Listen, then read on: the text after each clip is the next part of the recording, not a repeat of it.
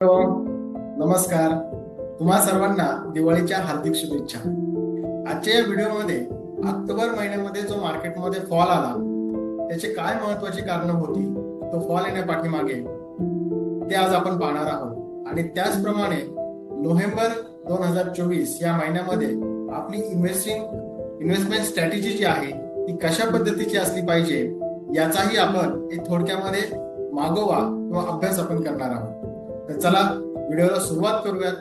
सुरुवात करण्यापूर्वी एक विनंती तुम्हा सर्वांना आहे की जर तुम्ही अजूनही आमच्या या चॅनलला सबस्क्राईब केलं नसेल तर सबस्क्राईब करा, जेणेकरून तुम्हाला आमच्या हे जे महत्वाचे व्हिडिओज आहेत, माहितीपूर्ण जे व्हिडिओज आहेत त्याचे नोटिफिकेशन वेळच्या वेळी मिळतील आणि ती माहिती तुमच्यापर्यंत वेळेत आणि लवकरात लवकर पोहोचेल. तर सबस्क्राईब करा आणि नोटिफिकेशनच्या बेल आयकॉनवरती क्लिक करा. चला तर मग सुरुवात करूया. ओके, तर आता आपण पाहणार आहोत की इन्व्हेस्टमेंट स्ट्रॅटेजी ही करंट मार्केट सिच्युएशन नुसार नोव्हेंबर 2024 मध्ये आपली कशी असली पाहिजे. तर एक साधारणतः आपण जर पाहिलं तर निफ्टी 50 जो आहे हा 26 सप्टेंबर पासून ऑक्टोबर महिन्यामध्ये 7 ते 8% फॉल आपल्याला या ठिकाणी पाहायला मिळाला. म्हणजे ही जी हाय व्होलॅटिलिटी होती, या हाय व्होलॅटिलिटीच्या पाठीमागचे जे महत्वाचे कारण आहेत तर त्यापैकी हे 4 जे कारण आहेत की जे मेजर कारण आहेत ते आज आपण या ठिकाणी पाहणार आहोत. सगळ्यात पहिलं जे कारण आहे ते म्हणजे फॉरेन पोर्टफोलिओ इन्व्हेस्टर जे आहेत, एफपीआय जे आहेत, तर यांनी साधारणतः ऑक्टोबर महिन्यामध्ये 1,00,000 कोटीच्या पेक्षा जास्त ही सेलिंग केलेली आहे. हे एक महत्वाचं कारण आहे की एकदम एवढी हाय सेलिंग आतापर्यंतची ही मार्केटमध्ये एफपीआयनी केलेली आहे. दुसरं महत्वाचं कारण म्हणजे की लार्ज आयपीओज आणि एफपीओज हे ह्या ऑक्टोबर महिन्याच्या काळामध्ये मार्केट्समध्ये आले. त्यामुळं मार्केट्समध्ये जी लिक्विडिटी ज्या प्रमाणामध्ये राहायला हवी होती तेवढी लिक्विडिटी मार्केटमध्ये काही राहिली नाही. जर एक उदाहरण म्हणून जर आपण समजून घेण्याचा प्रयत्न केला तर मागच्या महिन्यामध्ये तुम्हा सर्वांना माहिती आहे की एक हुंडाईचा आयपीओ हा लॉन्च झालेला होता. या आयपीओ न 28,000 कोटी जो फंड आहे तो मार्केटमधनं रेज केला. राईट, म्हणजे अशा प्रकारचे हेविली फंड्स ह्या आयपीओ मध्ये, एफपीओ मध्ये रेज झाल्यामुळं जी लिक्विडिटी ज्या प्रमाणामध्ये मार्केटला हवी होती त्या प्रमाणात झाली नाही. पर्यायानं मार्केट हे डाऊन सिच्युएशनला आलं. सप्टेंबर महिन्यामध्ये हाफ इयरली जे रिझल्ट असतात हे हाफ इयरली रिझल्ट कंपन्यांचे पूर्ण होतात आणि ऑक्टोबर मध्ये त्याचं डिक्लेरेशन होत असतं. तर साधारणतः जे कॉर्पोरेट अर्निंग जे आहेत, जे कंपन्यांचे जे रिझल्ट आहेत हे रिझल्ट ऑक्टोबर महिन्यामध्ये यायला सुरुवात होतात. ज्या पद्धतीने, ज्या अपेक्षेने ते रिझल्ट यायला हवे होते त्या अपेक्षेनुसार सुद्धा रिझल्ट हे कॉर्पोरेट कंपन्यांचे आलेले नाहीयेत. त्यांच्या अर्निंग वरती परिणाम झालेला आहे आपल्याला पाहायला मिळतोय. तर हे एक मेन कारण आहे की जिथे ह्या कंपन्यांचे जे डिसअपॉइंटिंग जे रिझल्ट आहेत त्या रिझल्टमुळे सुद्धा मार्केट हे डाऊन सिच्युएशनला राहिलेलं आहे. अर्बन एरियामध्ये जो कन्झम्पशनचा जो रेट आहे तो स्लो डाऊन झाला. हे आणखी एक कारण आहे की ज्याच्यामुळे सुद्धा आपल्याला या ऑक्टोबर महिन्यामध्ये मार्केट हे डाऊन सिच्युएशनला पाहायला मिळालं. आता जे मार्केट आहे नेहमीच व्होलॅटाईल राहिलेलं आहे. पहा, ज्या वेळेस एफपीआय जे जास्त प्रमाणामध्ये सेलिंग करतं त्यानंतर पुढच्या 2 वर्षामध्ये मार्केट हे चांगलं उठलेलं आपण पाहिलेलं आहे. जर या ठिकाणी या ग्राफवरने जर पाहायचं झालं तर जानेवारी 2026 ला ज्यावेळेस मार्केट डाऊन होतं त्यानंतरच्या पुढच्या काळामध्ये म्हणजे 2 वर्षामध्ये मार्केटने परत जास्तीचे रिटर्न दिलेले हे ग्राफवरनं आपल्याला दिसतात. त्याचप्रमाणे जानेवारी 2020 मध्ये म्हणजे साधारणतः 2020 च्या काळामध्ये ज्यावेळेस आपल्याकडे कोरोनाचा पिरियड होता त्या कोरोनाच्या पिरियड मध्ये सुद्धा मार्केट डाऊन झालं आणि तिथून पुढे सुद्धा ते मार्केटने परत पुढे आपल्याला पॉझिटिव्ह रिझल्ट हे या ठिकाणी दिलेले आहे. जर डाटाच्या माध्यमातून आपल्याला पाहायचं म्हटलं तर जे हिस्टॉरिकल डाटा जर आपण पाहिला तर आपल्या असं लक्षात येतं. पहा, साधारणतः जानेवारी 2008 मध्ये ग्लोबल फायनान्शियल क्रायसिस ज्यावेळेस झाले तर त्यावेळेस हे जे रिटर्न्स आहे मार्केट जे आहे ते 58% डाऊन झालेलं होतं. त्यावेळेस सुद्धा एफपीआयनं जास्त प्रमाणामध्ये सेलिंग केलेली होती आणि 58% मार्केट हे डाऊन झालेलं होतं. त्यानंतर सुद्धा मार्केट जे आहे मार्केटने पुढच्या 2 वर्षामध्ये 45% रिटर्न्स हे आपल्याला दिलेले. जर कोरोनाच्या काळामध्ये जर पाहिलं आपण फेब्रुवारी 2020 च्या पिरियड मध्ये ज्यावेळेस आपण कोरोनाची सिच्युएशन फेस करत होतो त्यावेळेस सुद्धा मार्केट हे 24% डाऊन झालेलं होतं. जे रिटर्न्स आहेत ते 24% रिटर्न्स कमी झालेले होते. परंतु त्याच्यानंतर 2 वर्षामध्ये मार्केटने आपल्याला 32% रिटर्न्स दिले.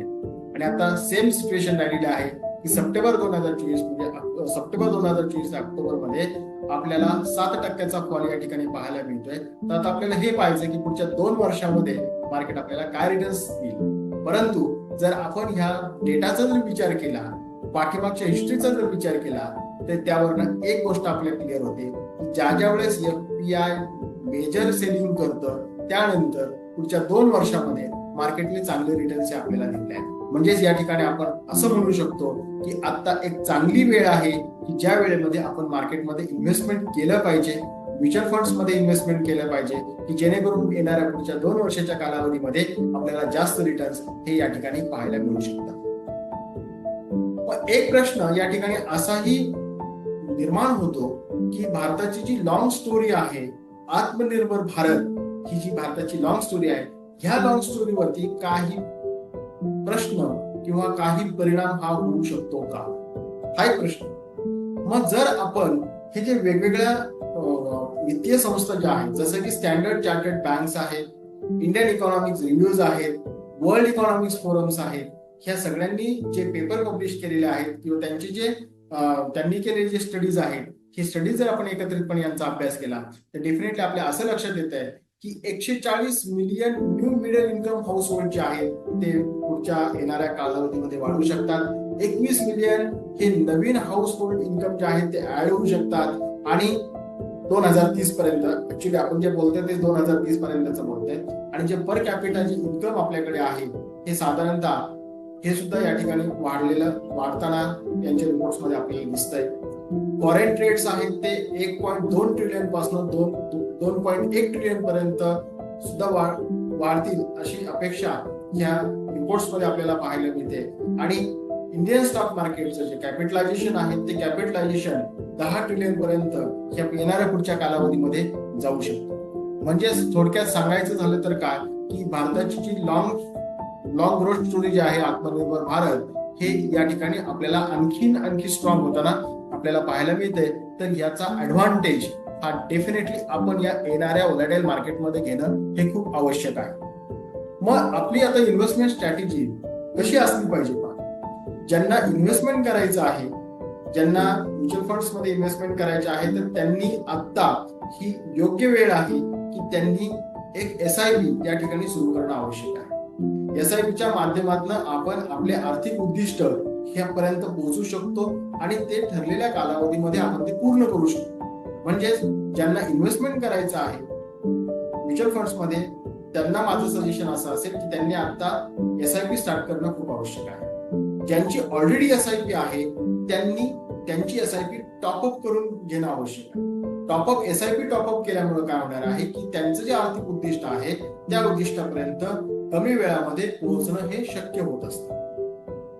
ज्या इन्व्हेस्टर्स कडे लमसम अमाऊंट आहे, ज्यांना लमसम इन्व्हेस्ट करायचं आहे किंवा वन टाइम इन्व्हेस्टमेंट करायचं आहे, त्यांच्यासाठी एक स्ट्रॅटेजी मी या ठिकाणी सांगतो बघा तुम्हाला की त्यांनी एक ठराविक अमाऊंट, त्यांची जी रक्कम आहे त्या रकमेच्या साधारणतः 25 ते 30% अमाऊंट ही पर्टिक्युलर फंड्स मध्ये टाकली पाहिजे. त्यांच्या जे रिस्क कॅपॅसिटी जी आहे किंवा रिस्क घेण्याची जी क्षमता आहे त्यानुसार जे फंड्स मी तुम्हाला सजेस्ट केलेले असतात त्या फंड्स मध्ये तुम्ही 25 ते 30% पर्यंतची रक्कम ही टाकली पाहिजे. आणि बाकीची जे रक्कम आहे ती STPच्या माध्यमातून थोड्या अवधीनं ही ती पुढच्या 6 महिन्यामध्ये ती त्या फंड मध्ये गेली पाहिजे.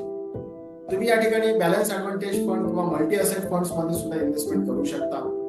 कारण या ठिकाणी हे जे दोन्ही फंड्स आहेत या फंड्स मध्ये तुम्हाला इक्विटी बरोबर डेटचं सुद्धा अलोकेशन त्या ठिकाणी मिळतात आणि हे फार लोअर साईडला व्होलॅटाईल फंड्स असल्यामुळं या ठिकाणी तुम्हाला चांगला परतावा सुद्धा मिळू शकतो.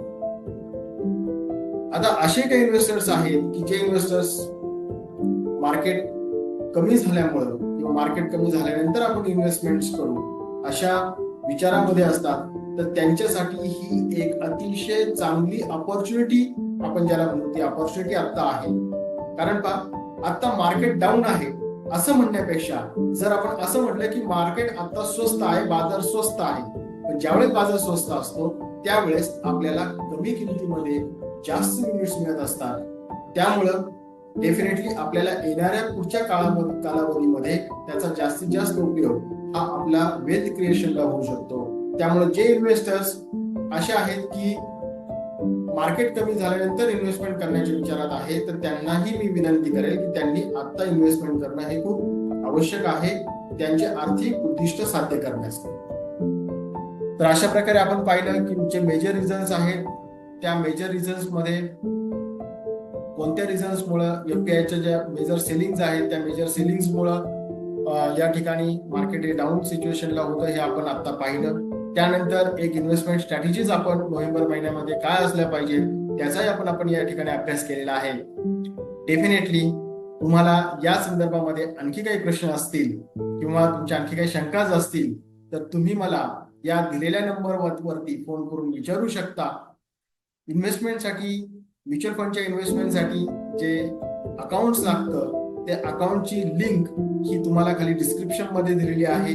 त्या लिंकवरती क्लिक करून सुद्धा तुम्ही हे अकाउंट फ्री ऑफ कॉस्ट मध्ये ओपन करू शकता. त्याचे कुठल्याही प्रकारचे चार्जेस नाही आहेत. या ठिकाणी आपण थांबूयात. धन्यवाद. Mutual fund investments are subject to market risks. Read all scheme related documents carefully.